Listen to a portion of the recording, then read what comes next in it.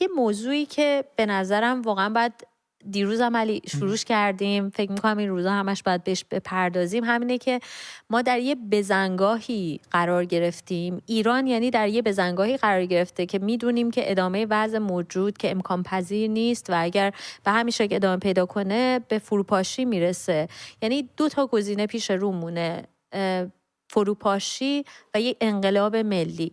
و برام چیزی که جالبه اینه که در خود ایران هم مثلا کانال های یوتیوبی که در داخل ایران هستن، واقعا تعدادی از کسانی هستن که افراد ایرانگرا و ایران دوست که اونا هم شروع کردن راجع به این مسئله صحبت کردن و میگم چقدر اتفاق خوبیه، برای اینکه این مسئله امروز و فردای ماست با توجه به همه تحولاتی که داریم میبینیم و بعد شروع کنیم راجع بهش حرف زدن و ببینیم که همفکری کنیم با هم، ببینیم که چه گزینه‌هایی پیش رومونه، ما چه نقشی به عنوان ایرانی براش داریم، فایده ها، هزینه ها، پیامدها، اینا رو بسنجیم. مثلا یه بحث خیلی خوبی که داشتم گوش میدادم، دلیلی هم که گفتم ما هم امروز بحثش کنیم، در رسانه پارسی بود که راجع به همین پیامدهای انقلاب، فروپاشی، جنگ برای ایران که آقای سجاد فتایی و عباس سوری و بنیامین سوری بودن. خیلی ازش استفاده کردم. من بر همین مبنا گفتم که ما بیام این 2 تا گزینه‌ای که الان پیش رومونه رو جدا کنم و ببینم که هر کدوم از اینا چه هزینه‌ها و پیامدهایی برای ما ایرانی داره و بعد با هم راجع بهش صحبت کنیم و سبک سنگین کنیم. گزینه فروپاشی، گزینه‌ای که ما میدونیم جمهوری اسلامی اگر به همین شکل پیش بره بهش خواهد رسید، که متاسفانه خب در اون گزینه اون دیگه شما درش کاری نیستی دیگه، یعنی اون کشور خارجیه که میتونه اینجا از این فضایی که بزنگاهی که به وجود اومده بسته به نوع تعامل جمهوری اسلامی با خودش بر اساس منافع ملی خودش عمل کنه و مداخله کنه در سرنوشت شما. آشوب و هرج و مرج یکی دیگه از پیامدهای فروپاشیه. جنگ داخلی میتونه باشه، تهدید تمامیت ارضی میتونه باشه، سر کار اومدن گروه‌های کوچیک قدرت در جای جای ایران یا حتی گروه‌های مسلح میتونه باشه. به هر حال هزینه‌های سیاسی و اقتصادی و اجتماعی داره. از اون ور ما با انقلاب برنامه‌ریزی شده روبرو هستیم. انقلاب برنامه‌ریزی شده که مسئله سازماندهی درش خیلی مهمه. بعد نه تنها برای امروزش باید به فکر برنامه بود، بلکه باید برای فرداش هم برنامه ریزی کرد. باید لایه‌های بیشتر اجتماعی رو جذب کرد که هزینه رو کمتر کنه. یعنی تعداد افرادی که در برابر تغییر میستن و شما باید بیشتر، خصوصا حتی اونایی که الان نفع سیاسی و نفع اقتصادی دارن، شما باید اینا رو جلب اعتماد کنی که بپذیرن باهات همراه بشن. در انقلاب هم ریسک مداخله بازیگران خارجی وجود داره، برای اینکه زمینه رو مناسب میبینن برای منافع ملیشون. باز برنامه ریزیش کردن برای اون روزی که خدایی نکرده اون اتفاق افتاد بسیار مهمه. نه وقتی میگیم انقلاب برنامه ریزی شده، دقیقاً برنامه ریزی برای اون لحظه اصلا من میگم که البته اون چیزی که میبینم اینه که خب یه اعتقادی الان وجود داره در بین بسیاری از ایرانی‌ها که خیلی خب یه خوشبینی نسبت به فروپاشی، این که خب هزینه‌اش کمتره، یعنی برای ما هزینه‌اش کمتره، با اون سرکوب و ما اگه بریم بیرون و موارد دیگه روبرو نمیشیم. اما من میخوام بگم که اصلا شما فکر کن که فروپاشی، خب فکر کن که همون حمله خارجی که تو داری میگی، همین امروز اگر این اتفاق بیفته، من و شمای ایرانی برای همه تهدیدها و پیامدهایی که گفتم چه راه حلی داریم، باید چی کار کنیم؟ نمونه خوبش علی تو میدونی، دنبال کردی، بحث افغانستانه. بریم افغانستان. دلم میخواد ببرمتون به دهه 90 میلادی، دهه 70 خورشیدی در افغانستان، کشوری در قلب آسیا، فقیر، اسیر سالها جنگ و سلطه یک فرقه مذهبی پر از وحشت و خشونت به نام طالبان. مخالفان کشته و سرکوب شده بودند. مملکتی در عزای فرزندانش بود. دنیا هم فراموششون کرده بود. دغدغه حکومت طالبان چی بود؟ سیر کردن شکم مردمش؟ نه، دغدغه‌شون اجبار ایدئولوژی وحشتناکشون بود. این زنها رو ببینید با چوب دارن میزننشون، به اینا میگن بدحجاب بودین. دلشون میخواست جووناشون درس بخونن مثل سایر جوونای دنیا بشن. نه، در اوج فقر مردم پول نداشتشون رو خرج جنگ و جهاد کردن. اسامه بن لادن و نیروهای نیابتیش رو پناه دادن برای حمله 11 سپتامبر. سرانجام در اکتبر 2001 رئیس جمهوری وقت آمریکا جورج دبلیو بوش تصمیم گرفت بره سراغ طالبان. دنیا متحدش شده بودن. وعده این عملیات نابودی تروریسم بود و آزادی مردم. اسم عملیات آزادی پایدار بود. مردم فراموش شده افغانستان که در غیاب اپوزیسیونی متحد و معنادار فکر می‌کردن برای همیشه دنیا فراموششون کرده، اصلا آماده نبودن. ولی یهو به شور اومدن. حکومت طالبان افتاده بود، میتونستن شاد باشن. اپوزیسیون بعد از سالها اختلاف حالا به دستور دولت‌های غربی باید میرفتن از همه جای دنیا به بن در آلمان. رفتن بن، توی اتاق جمع شدن تا در حضور رهبران جهان با هم صلح کنن. رهبران دنیا اون جلسه رو گردوندن، نه افغان‌ها. هر کس از راه رسید تصمیم برای افغانستان گرفت. احتمال بازگشت پادشاهی به افغانستان وجود داشت، میتونست برگرده. اما میدونید کی براشون تصمیم گرفت؟ ظریف تصمیم گرفت که پادشاهی به افغانستان برنگرده. باورتون میشه؟ به خاطر خودشا، به خاطر اینکه در ایران پادشاهی نیاد، نکنه سرمشقی بشه، پادشاهی به افغانستان باز نگشت و سرنوشت این کشور به طرز عجیب و غریبی عوض شد. حامد کرزای به فرمان دنیا شد رئیس جمهوری افغانستان. البته اعلیحضرت ظاهرشاه فقید هم سرانجام به افغانستان برگشت. شاه نشد، اما دست کم در خاک کشورش مرد. اما این عملیاتی که آقای بوش و دوستانش اسمش رو گذاشتن آزادی پایدار، با دخالت همه دنیا، اون همه پول، اون همه امید و البته مردم اپوزیسیونی که آمادش نبودن، به کجا رسید؟ دوباره طالبان. ببین، من به هیچ وجه دلم نمیخواد که نگرانی به وجود بیارم نسبت به تغییر، بلکه دلم میخواد که با همدیگه تصور کنیم این تغییر حتمیه و ما باید ذهنمون رو براش آماده کنیم و براش برنامه‌ریزی کنیم و باید راجع بهش صحبت کنیم. وگرنه بدون برنامه‌ریزی سرنوشت خوبی در انتظارمون نخواهد. همین الان یک نمونهش اینه. دقیقاً این نمونهشه که جمهوری اسلامی تصمیمی رو گرفت در افغانستان که آخر عاقبتش اون چیزی بکنین یک کشور دیگه مثلا فرض بکن اصلا کاری من به این ندارم که آیا مردم ما، هموطنان من، یه دستشون ممکنه بگن نه اصلا من میخوام از آسمون بمب بریزه، یه سری میگن نه انقلاب، یه سری میگن نه اینا خودشون دارن میافتن. ها اینو بزنین کنار. فرض بکنید به دلیل این بی برنامه بودن در شرایطی باشیم که به خدا تنم داره میلرزه از تصورش. مثلا پاکستان که همسایه ماست، ایران همسایه افغانستان بود، رفت گفت پادشاه برنگرده اون کشور. مثلا پاکستان، امارات، عربستان تصمیم بگیره در مورد نوع حکومت آینده ایران به خاطر اینکه به نفع خودش.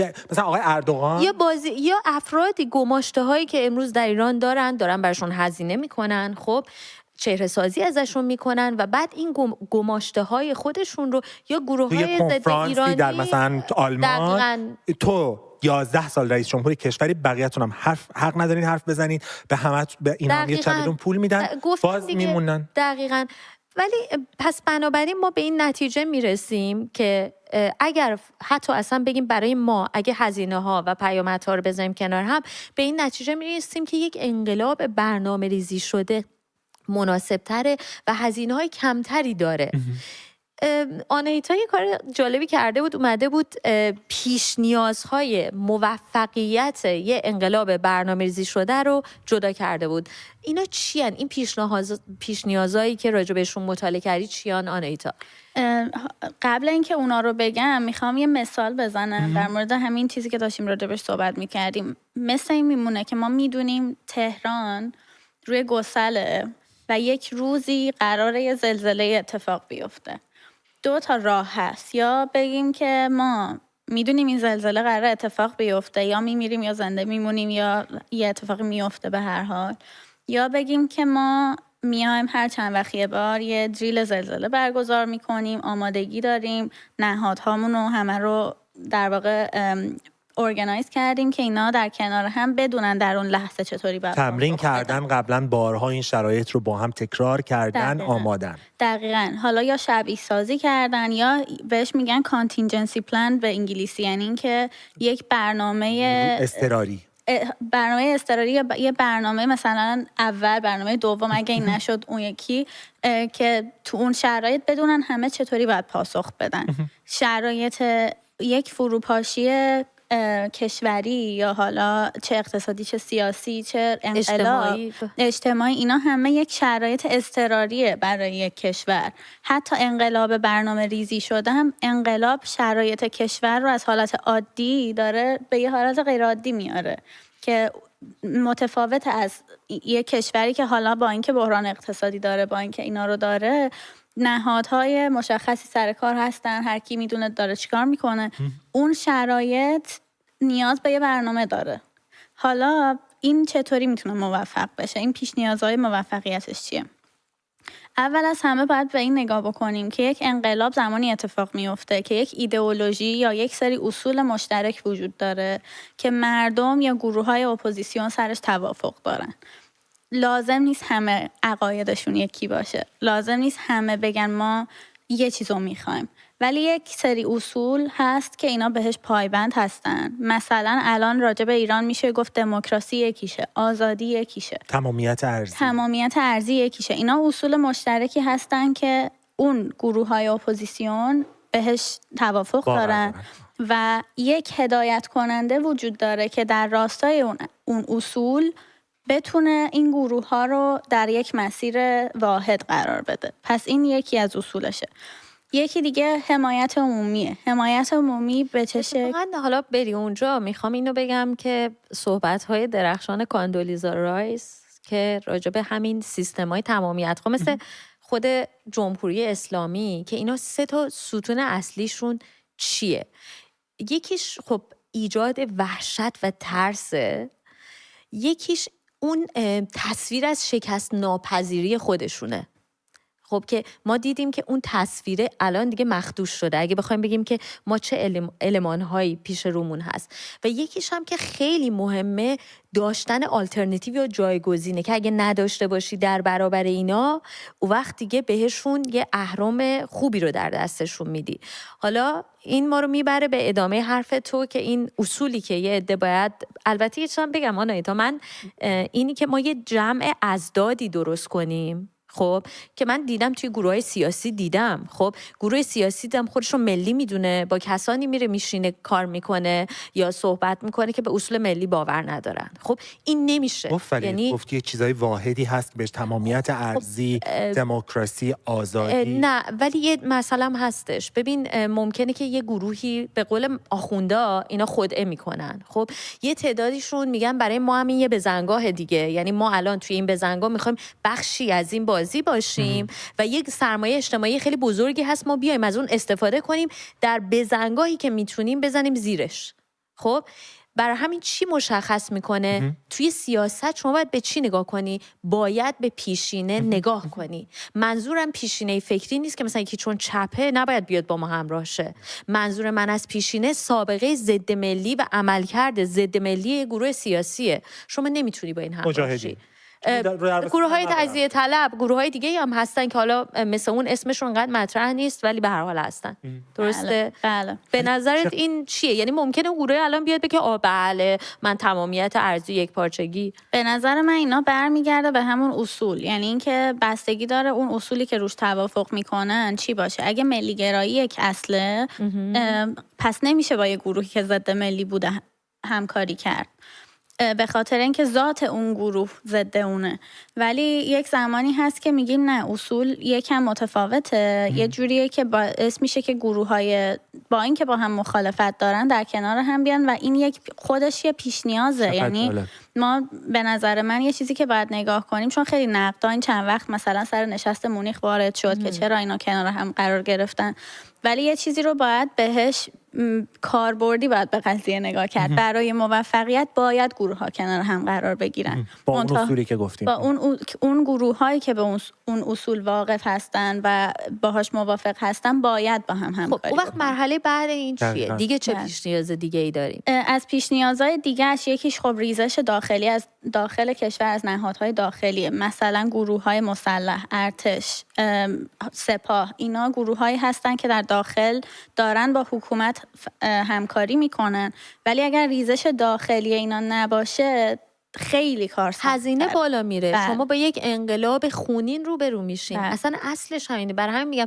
وقتی شما هرچی لایه‌های بیشتر اجتماعی، یعنی حتی گروه‌هایی که امروز منفعت سیاسی و اقتصادی حتی دارن، باید بتونی رو جلب کنی برای که سرمایه، یعنی برای اینکه هزینه ندی بابتش. حالا به قول تو ممکنه که افرادی که جنایت کردن هم باید در یک سیستم عدالت انتقالی قرار بگیرن و به اون حتما به اون شکل رسیدگی بشه. اما این بحث این که ریزش و تنش و اینا، مثلا من خیلی از این گروهای سیاسی میبینم انتقامجویی رو میان جایگزین دادخواهی میکنن. خب اینا نمیتونن با شما همراه شن. دقیقاً. یا تنفر و انتقام، تنفر و چرخه، تشویق به چرخه خشونت. وقتی شما میای میگی که ریزش یه اصله، به شما میگن که سپاهی، سطلی سپاهی، تو نمیدونم میدونی.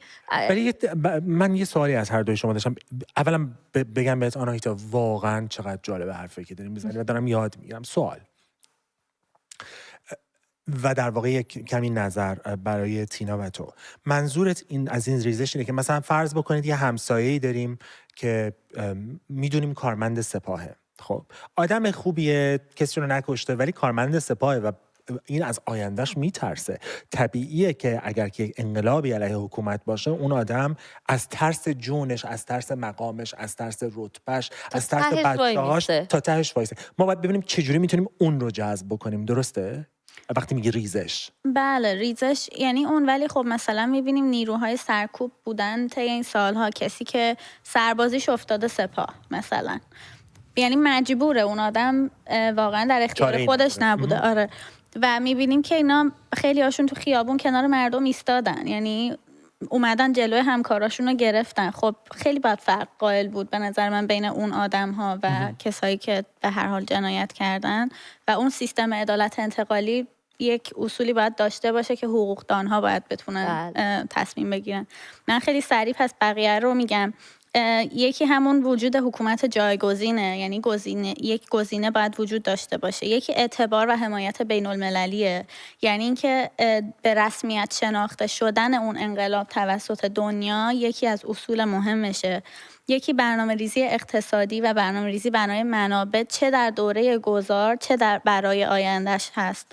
و یکی هم مقاوم بودن در مقابل یک انقلاب مجدد، یعنی پایدار بودن اون گذار خودش یک اصل کلیدیه. چرا؟ به خاطر اینکه به هر حال یک سری حمایت کننده هایی از اتفاقی که داره تو سوریه الان میفته. درسته؟ آره خیلی وقتا بله این امکانم هستش که یا حتی همون گروه‌های کوچیک قدرت که میان مثلا یه گوشه‌های ایران میخوان برای خودشون، یا حتی مافیاهای اقتصادی. ببین خیلی جالبه، الان یه مافیاهای اقتصادی در جمهوری اسلامی هستن، من و شما اصلا اسم اینها رو هم نشنیدیم. خب یه شاخه‌هایشون خارج از ایران الان دارن فعالیت میکنن. من میدم شاخه‌هایشون هستن، دارن خودشون رو آماده میکنن برای نقطه فروپاشی.